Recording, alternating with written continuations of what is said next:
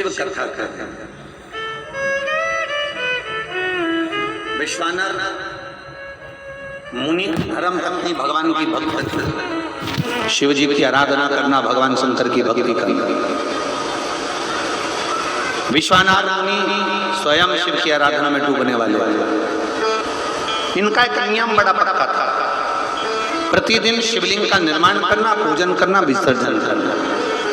और जिस दिन शिवलिंग का निर्माण नहीं कर पाते थे, जिस दिन शंकर भगवान के शिवलिंग की आराधना नहीं कर पाते थे, जिस दिन भगवान शंकर के शिवलिंग का पूजन नहीं कर पाते थे, उस दिन एक बेलपत्री का दान दे देते।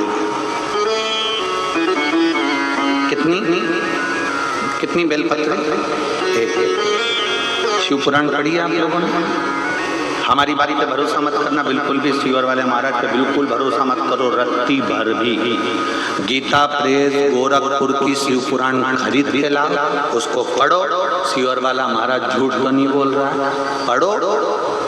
कुमार खंड निकालो, उमा खंड निकालो, शिव महापुराण का कुमार खंड, उमा खंड निकाल कर पढ़ो, जिसके अंतर्गत लिखा हुआ है एक बेलपत्री का दान किसके बराबर होता है? तो कहा 1.25 मन सोने के सिंहासन पर शालिग्राम जी की मूर्ति को बिठाकर सोने का श्रृंगार कर कर किसी ब्राह्मण को दान दिया जाता है, उससे 1000 गुना दान बड़ा एक बेलपत्री का दान के बराबर।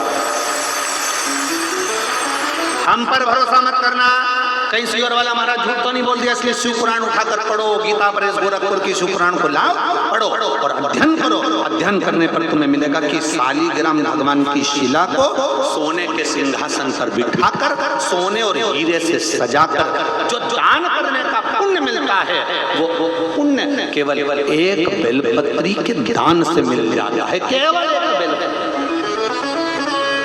एक बेलपत्री में वो बल होता है। और अच्छे से समझ लें, शंकर जी पे चढ़ी हुई बेलपत्र, मान लो तुम्हारे पास में बेलपत्र नहीं,